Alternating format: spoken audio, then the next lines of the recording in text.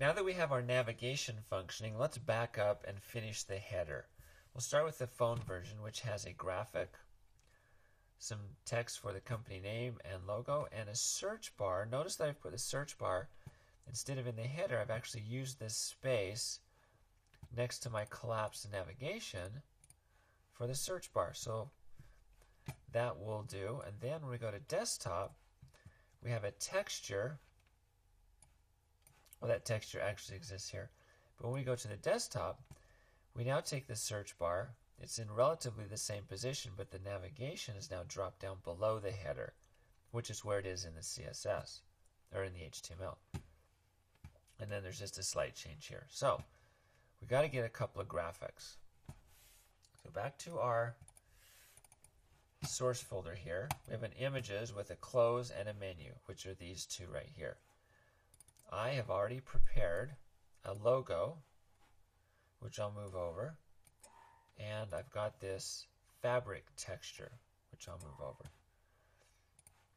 Now we have the graphics necessary. Let's take a look at the code. So go back to our phone. We've got our header, a bunch of stuff. We have an image in H1. This is, honestly, this is a review. So let's just talk you through it. We've got our wrapper. The wrapper has the background image. That's necessary in the wrapper because when we go all the way to desktop, that texture must exist out here in this area.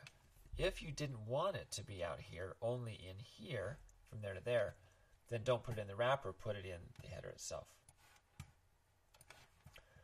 It's got a width and a max width. Sorry, it's got a minimum width. Okay, the image, well, this is the logo. We float it, we give it some margin, top and bottom none, left and right 2%. That kicks it from this point right here over 2% and pushes Cafe News over 2%. So that's what's going on there. And it has a reduced width.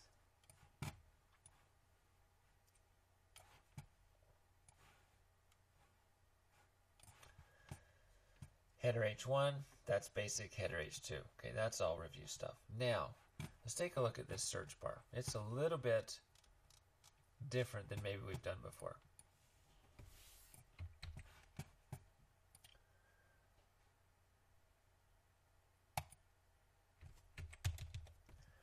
Okay, we have a division called search. That is this right here. It contains the form inside of it. Position absolute. What that means is ignore floating, ignore everything, and just go put the top of this thing and the right side of this thing at some value. Now I've given it 7 pixels down from the top and 7 pixels in from the right. So that's this gap here at the top and this gap here at the top, or right side. If for some reason those were both 0, that would tuck it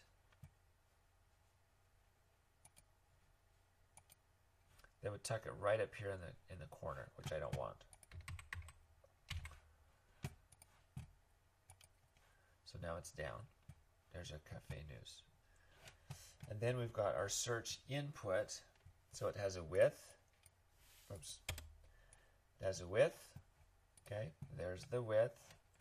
Has a border radius to give it a nice rounded look. We need to put a border on it. Otherwise the default border is embossed, which looks terrible. I put padding in it. That's the text, that's the space around the word search. You can just barely see it. Just above and below and to the left of the search. And then a background color, which I simply darkened the header color, right? So if I change my header, it's automatically to match. And then I give it a color.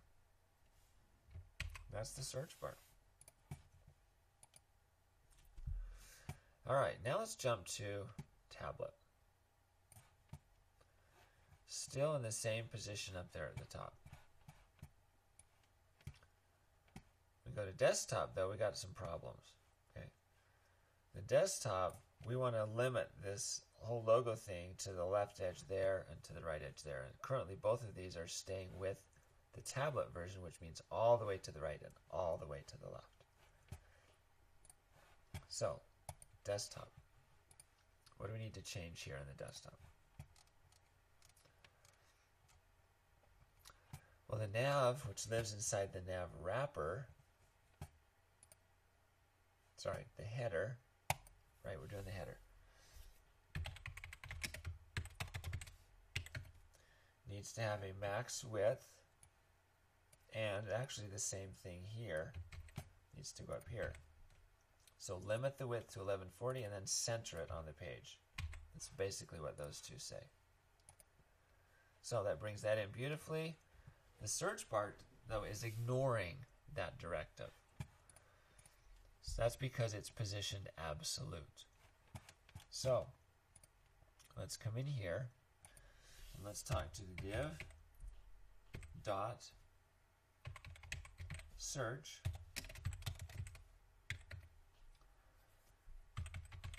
position static. Save that. Okay, so now it's in its normal position. Instead of being there, though, float it to the right. That should kick it over there. And now we just need to bring it down from the top and the left edge a little bit.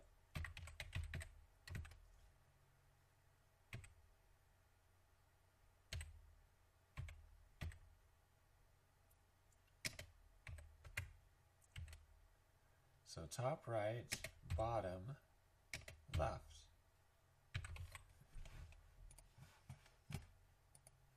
There it is. So we got 2% in from there, and it looks good. So the header from the phone, tablet to desktop is all looking like it's supposed to.